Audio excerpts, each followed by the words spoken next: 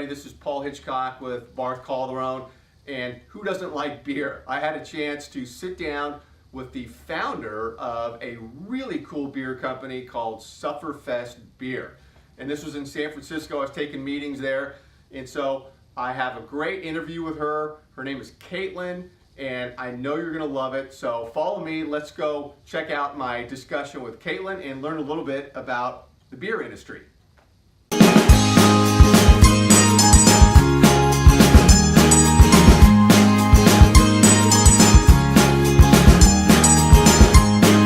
Hi everybody, this is Paul Hitchcock with Wealth Protector TV, and thanks for jumping on today. I'm really excited to have Caitlin here. Caitlin, we're talking about beer today. All good things, yes. Caitlin is the founder of Sufferfest Beer. So we're going to jump right in.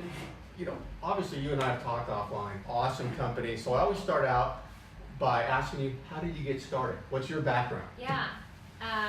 I still describe, thanks very much first of all for chatting with me. Sure. I love talking about, of course, the business, and mostly because I still describe it as a happy accident. Not supposed to be in the beer business. I have no purpose and no right to be here in some ways, but I fell into it following a really crazy passion that led to something that really started whetting my palate, and lots of folks out there like me that I had no idea existed. But this was recently, or like many years ago as a kid you had a passion, and what was the passion? Yeah, so not too many years ago, only because passion for beer was after I was 21, Mom and Dad. So essentially, I'm a, let me put a back up for just a second, but my background is in high-tech brand and product marketing. Okay. I grew up in the Bay Area, so after I came back from college, back to the Bay Area, I did what some Silicon Valley brats did and joined another high-tech company and kind of went down that path. My former job, however, was director of product marketing at Strava, and that Strava is a social fitness application for athletes, for endurance runners, cyclists, triathletes. And so I followed my passion for long distance running when I joined Strava. I've always been an athlete. I've always loved to finish my day with a good sweat, a good workout. Yeah. I played tennis in college, but really found my love for long distance trail running when I moved back here and got to enjoy the headlands. Yeah, you're in the greatest area for that, right? Best, we're like in Mecca for that type of sport, so I fell in love with that. And never identified myself as a beer drinker, really a runner, but had to have a beer, essentially needed to have one after a race at that finish line moment. Really? I think I was so used to and conditioned to having that commemorative pint glass that you get at the end as your little reward. Oh yeah. And the local beer truck would roll up, and it was just an awesome time that I didn't even know I was appreciating at the moment, that you get to sit around and have an excuse and literally a lubricant to make friends and talk about what you've just achieved, and figure out the next race and meet a buddy and compare notes. And so it was really a time to sort of geek out on what you just did and everything you worked for. And so, well, I've got to tell you that when you said part of your background is in branding, yeah, it's hilarious because what they didn't see before is before the cameras rolled, Caitlin was organizing all the boxes, everything. So it's in your blood, I think. It's definitely in my blood. My mom told me presentation is everything. So it definitely has been ingrained in me. But yeah, I mean, that was really, something that I just really enjoyed. I mean, part of why I would just, get out of work and get to Kezar track for a grueling track workout wasn't the workout, but we got to go to Kezar Pub afterwards with a pint. Right there, yeah. There's a reward, there's a goal, and it's part of not taking yourself too seriously, celebrating the achievement. Long story short, in 2012, I was running tons. From an outsider looking in, you could see what would look to be a fit and active young professional. Inside, I was treating myself for ulcers, migraines. Oh my God. My hair was falling out, my weight was fluctuating, couldn't sleep, my running was getting slower and slower. Really? And I had to address my health from the inside out. I ended up learning that I had a autoimmune deficiency, Oh. starting to take medication daily for that, but the medication I learned really took full effect when I changed my diet. So I took on a totally different diet that removed inflammatory products and beverages like beer from my diet, in addition to lots of other things to improve my health and lifestyle. Wow. And beer was gone. And in 2012, I went to bottle shops and different types of specialty groceries and found some unique gluten-free beers or some more ornate ciders with a certain kind of sugar content, and put a grab bag together and put a cooler together that I would share with my friends at the finish line, and it was so lackluster. Spotty, yeah, there wasn't And a lot of, yeah. We would sort of choke down these different types of malt beverages. You know, you really couldn't call them beers because they didn't taste like you wanted them to taste, and I felt kind of ridiculed. I was singled out, and it really did, in fact, impact that social moment, that participatory moment of that finish line beer. So I was whining and complaining a lot. My boyfriend at the time, now husband, as a gift as we first started dating, got me. And father to be number and 2 father going to on be, here. And I'm expecting our second child, so father to be. So we definitely did something good there along the way. But he got me a beer making course for the winter here in Hayes Valley, so I could learn just how to make beer. And he sort of said, like, if you're going to complain about it, I challenge you to make something better. So he definitely turned my screws and fed into my competitive juices for sure. And I started learning how to make beer at home and the fundamentals of brew making and beer making rather. And Like in the garage at home or something? Or well, at this co-op first during the course, but then wow. I had my own 19-liter kit and, you know, played around with recipes you find online and as part of this course. But more than that, I mean, it immediately sort of dawned on me, and I had that aha moment of no wonder us as athletes and sort of fellow active people crave that beer after a workout, because it's actually such a delicious, healthy, dare I say it, you know, a drink that you could have. I was learning about just the grain bill that most beers have and how highly fibrous it is, and so it has this organic property in terms of being probiotic. Because of the malt bill, or the grain bill rather, in beer, you have natural levels of iron and B6 and B12, which are so good for women as they age to consume. Oh. Beer is 80% water, which you can manipulate in terms of the minerals and micronutrients that you can add to a water to balance it or add more calcium. So hops, I mean, that's a whole other can of worms, but I mean, hops is a great source for anti-inflammatory properties, anti-anxiety properties. So I thought, gosh, wow, it's such a canvas for fortification and enhancing from an active lifestyle perspective, that I think as sort of the Better For You movement was taking off with our food, I was thinking, gosh, why aren't we doing that with even just our beverages and our beers, so our celebratory beverages. And that, I think, was just sort of the flicker that went off. That was the light or the twinkle in my eye, I should say, and what kept me going to pursue my passion of beer making. Oh God, it makes a ton of sense. The fact that you have so much passion with the story behind it. I mean, how could you not, really?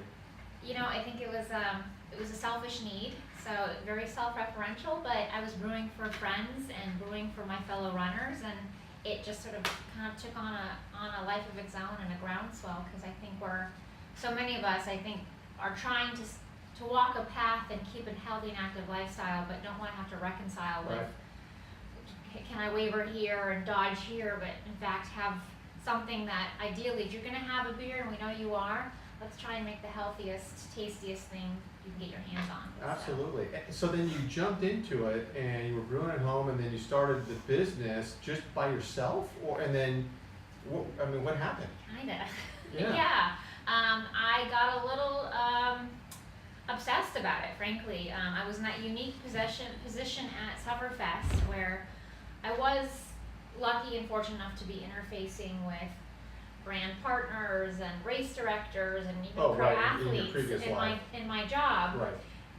But brewing beer on the side, and so in just conversation I would pass a sample on to a race director at Leadville or a pro cyclist running a training camp. And so So you were bottling it from the home, you were canning or whatever, yeah. well, what I did after the co-op experience was I got really excited about the microbiology of beer and food science, because I was thinking, gosh, beer is a great canvas. How can we continue to manipulate beer to make it better? Yeah. So I enrolled in extension courses, UC extension courses at UC Davis, and started taking classes there. That's where I got a lot of my mentorship, a lot of my advice, refined a lot of my recipes. But they also have a pilot brew house there where I could can, or in this case I was bottling still, 25, 30 gallons worth of beer at a time. And that's when I was giving samples, just cases here and there to friends and colleagues in my professional life that were attached to the active and action sports community. And when it comes to samples, who turns down a beer sample? No one does. Everyone asks for more, and that was a problem. I was spending my weekends and my nest egg, frankly, bottling and brewing more and more beer to the point that it got fairly awkward. I wasn't sure how to monetize my now passion. I had this sort of clubhouse following, and I would have these sort of pillow talk conversations with my husband at night going, if I don't scratch this itch, it'll be our ruin, because I will always wonder what if. And so he and I got married. I got on his health care, and that was sort of the final deciding factor, that we were going to time box 6 to 12 months to see if I could make a business focused on functional beer, focused on the healthy and active lifestyle work. And when you say time box, you gave yourself 6 to 12 months to make it work? To make it work, to not get myself a salary, to just stay at home and focus on what needed to be done to start selling my beers commercially to the grocery stores just around my neighborhood. But what was the measuring stick 6 to 12 months? That you were in the store selling, anything? Or how did you quantify that? I didn't really know at the time. I felt like what we could afford and what was responsible of me before going and looking for a job that would afford me a life here in the Bay Area, that after 12 months, if there wasn't market reception, if there wasn't a viable product, if I wasn't selling, I think it would have been more clear to me about what those measurements should have been if I ran into some of those troubles. But amazingly enough, and again, it was a completely unexpected, delightful thing, I fell into a real frankly massive trend that I think I didn't even know I was falling into. I had decided to can our Pilsner and our Taper. These were my first two recipes. And I had a sticker label and a prototype. And in March of 2016, after leaving my job, I literally, on day one, had a little cooler and packed some prototypes and walked the streets of Cow Hollow and Pacific Heights and asked for a meeting with the beer buyer and sampled right then and there and pitched my ideas. And within the first month, I had 30 doors that wanted the beer. And so 30? Mm-hmm. So these 30 separate accounts that would sell your beer. Unbelievable. And so I thought what I would do is I would sell Monday through Wednesday, and then Thursday and Friday I would take my Prius around and I would just drop off cases of beer that my dad and I would sticker label on the weekends. That was my business, and I decided I want my local grocery store, the grocery store up the hill near my brother, and I want one grocery store near my parents in Sonoma to carry it, and that way everyone that knows me will have a beer that they can pick up. And that was my vision for it, frankly. Hilarious. It wasn't very aspirational in that regard. It was very selfish. I really just wanted my friends to be able to grab it when they needed it.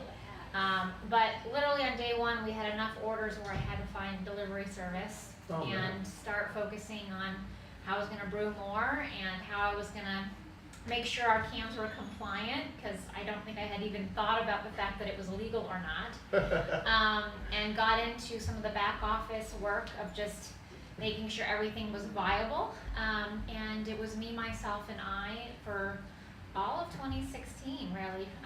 That whole year, you were just Pounding the pavement, and juggling everything, yeah. by the end of the year, I'd actually hired who is now our director of sales. I found her on Craigslist, but I hired my dear friend and colleague Danny now. I found her, like I said, on Craigslist on a whim to help me manage the accounts. We had 200 doors that she and I were juggling within about 9 months. Unreal. The beauty of a chain retailer like a Whole Foods Market, for instance, is that local buyers have autonomy to decide what kind of products they want to bring in for a certain percentage of their aisles. Still that way with the Amazon thing? Some of it has changed now with the Yeah. Amazon things. There's lots more restrictions, obviously more streamlined. But in 2016, I could go right to a local buyer, pitch Right. him or her, and then he or she could say, I'm going to bring you in and test you. And I did that door to door from March and through May. And by May, every single Northern Californian Whole Foods Market had picked us up. So Wow. within 2 months, we were a mandated product at a chain like that. And I think it Wow. immediately validated to other brands and other doors that Oh, of course. we were here to stay. So that was And your beer was obviously selling. I mean, people were just, it was going. it was going. And again, we were doing things that we just wanted to do and loved to do, and that was showing up at races, showing up at the crag, showing up at the surf camps, and just sort of being at the right place at the right time so that people could discover us after the workout, after the achievement. And that's really been the way that we've tried to get the word out and meet our fellow drinkers. So that's sort of how it happened and why we never really got into some of the measurements that I probably should have put into place around time boxing this, because it was immediately clear that I was going to stick with this. Right. So, yeah. But so you had that amazing early success, right? So that was 2016, 17, and here we are now. So, and I saw your people when I walked in out there, which I'm gonna Team, the yeah. team, and we had to close the door because they're a little rowdy. But so where are you now, and where is this thing going? Amazing. Yeah, great. I think so. My rally call was, I want to be the beer for my friends, and Yeah. then I wanted to be the beer for NorCal. You're the kind of friend I always want. And then, I want to be the go-to beer for every athlete in California. And that was 2017. And I think in 2017, although we were saying California because this is where we're from and Right. this is the area we know, we would serve at events and sample beers at races that had this national following and national attendance. And so folks would try us, but they would go back home to Boulder and to Bend and to Stowe and to Flagstaff and ask where they could find us. yeah. And it was such a bummer to not be able to give them what they wanted. And so I think we all had this, when I say all, it was like my mom and I and Danny, and we all had this like aha moment, that like, in fact, because we are for people who want to earn their beer, we are for the sweaty consumer, that we really are a national brand, that we're not supposed to just stay in California. And so we get a lot of demand to be in those places where folks go to and tend to stay, where there's a lot of adventure and outdoor activity, like the Boulder, Denvers of the world, and the Flagstaffs and Miamis of the world. So because the brand has already evolved to be out there, we started getting ourselves organized to cross state lines and really become the Will Sweat for Beer brand across the nation. And that's really where we see ourselves. We started brewing, even though my recipe development happens here at UC Davis, we now brew and manufacture terms of our packaging in Colorado. That's what I thought, yeah. We sell in Colorado for that reason, so we wanted to make sure that our supply chain was as tight and succinct as possible. So we made that operational change in 2017. We're, obviously looking at how fast and how effectively we can move into other states that are really pushing for us to be there. And so we will do that as long as we maintain the quality of our brand and get out there with the right people. So it'll take some time, but we're now selling up and down the coast of California and then statewide in Colorado. Wow. And there was myself in 2016, and there's 12 of us now in 2018, plus a boatload of people now who help us even around that Right. from that perspective. And we do really feel like we belong in every fridge in America for people who really care about what they want to put in their bodies and want to give to friends. And we want to be known for grit and reliability and trustworthiness, and Mhm. the fact that we definitely get you're kind of crazy. So we feel you, and we want to be for the people who are that sweaty consumer. It's an unbelievable story because when you're talking, your mind with beer, doesn't naturally go to, healthy product, workout, have beer, it helps, the immune system. And, so as you're talking, it just seems like it makes so much sense. And is there anyone else doing this? I mean, are you kind of the first one, the pioneer in this space? It seems like you are. It really does. Yeah, I say yeah, because I think we might be. We don't have a competitive set. We have cohorts that I believe are definitely thinking along the lines of functionality, like non-alcoholic beers. Yeah. Or kombuchas. We're seeing some of the hard seltzer come in, which I think have some more benefits for people who are probably a little more focused on what they consume. In terms of the beer and craft beer world, where 5-10 years ago, high alcohol, high hopped beers were what a lot of us put so much value on. That trend has inverted, where low-cal, non-alcoholic functionality has really, I think, ingrained itself and found a home within the millennial buying set that really pushes the craft business forward. And so we don't know of anyone doing what we're doing. I haven't seen it. I think we're one of the first of only beer brands that puts their average analysis and nutritional label on our cans. We're all about transparency. We're all about bringing more things to enhance not only the flavor but the functionality of what you're drinking into the beers versus removing stuff. And we're really going to push that line of, yes, you deserve a beer, you deserve that beer experience. We want you to participate. You will never be singled out with Sufferfest, but we also are towing the line of functionality and purpose brewed, and we are selecting ingredients for you to have a clean, enhanced beverage in your hands. Unreal. I always ask this question, let's say a year down the road, 2 years down the road, where do you see the company? Do you or is that too short of a vision? What's the potential? Yeah, 2 years down the road isn't too far away, but there will be a couple more beers, because we are definitely towing the line on other ways in which we believe you as an active and healthy consumer move through your life, and we address the multiple tenets of your lifestyle with our beers. Some are higher alcohol, some have low calorie, some fit a persona or a scenario. Our FKT, for instance, is electrolytic. And which one? This is our FKT that's brewed with electrolytic properties and extra nutrients for that real specific post-workout moment when your immune system might be down and you need a little bit more of that replenishment in terms of a recovery scenario. This damn can is cold right now. It's beckoning. It is. It's there for you to open up and enjoy. Should I take a sip on camera? Sure. Why don't I do it? Yeah, do this. I want to try this. So this is... This was just named one of the definitive shower beers of summer by Outside Magazine. That's phenomenal. Thank you. That's phenomenal. Well, that's because you're on camera, you have to say that. But we actually get really great reviews. This is our pale ale, fastest known time. But it really is a way that we are trying to change hearts and minds about the role beer plays in this consumer set who does care and wants the best ingredients. We know, again, you're going to have a beer. We're never going to say have a beer before water.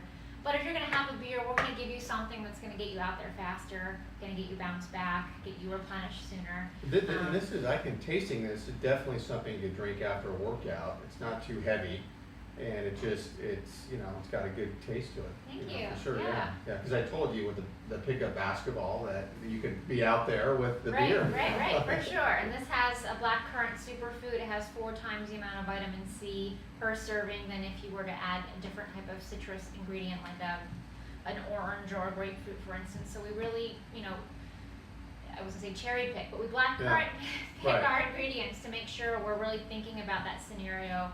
It has 82 milligrams of salt per serving, which is about the same amount per serving that you get in a Gatorade. Oh.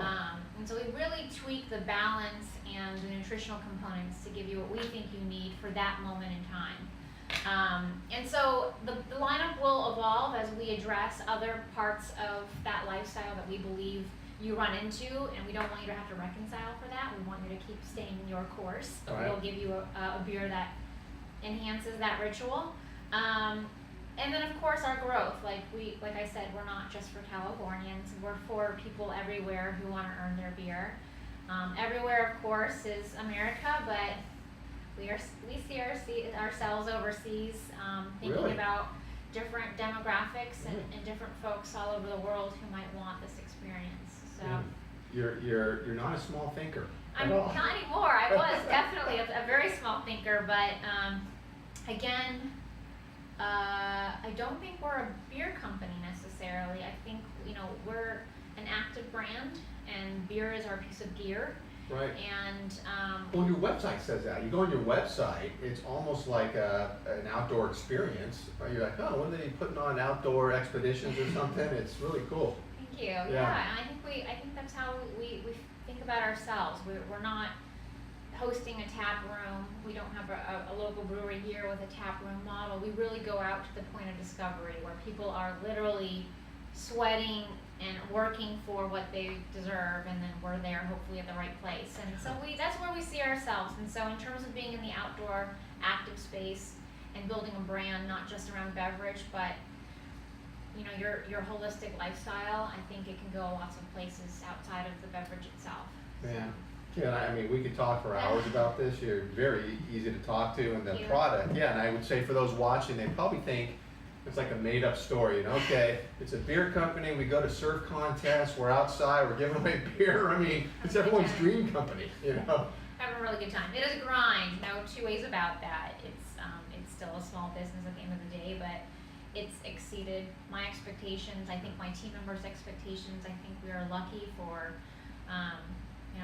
what this brand has become, and I think we're just excited to see if we can prove it to others that it's going to get bigger. I mean, actually, no one on this team has a background in the beer industry, No. not even in the beverage industry. We're all bound together by our love for outdoor and adventure, and I think it shows. I think we have a different lens that we're taking to this industry, and I think jiu-jitsuing it and beating conventions and figuring out a way that makes sense for our tribe, we thought at first would be kind of a fish out of water exercise, but I think it's been to our advantage, and I think we're going to always serve the athlete, and I think that's where we belong. What a killer company. Great. Thank Caitlin, you. yeah, thank you Appreciate it. so much. Yeah, awesome. Everyone, thanks so much for listening. I think I have a beer to drink here, and maybe we'll come back in a year and see what's going on and do Totally. something That else. would be so fun. For All right. sure. Well, thank you, All Caitlin. right, thanks. All right. Thanks, everybody.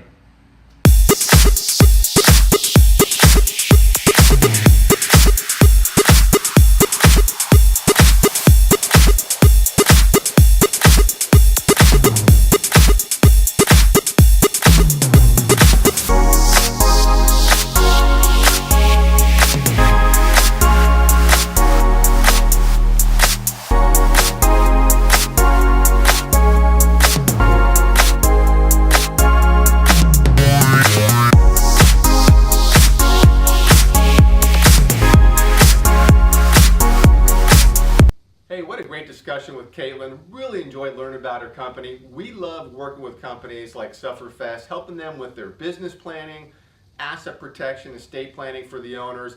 Really important to always make sure for owners that your personal planning is integrated with a business. And so Sufferfest, great company. Thanks for joining, and we'll see you next time.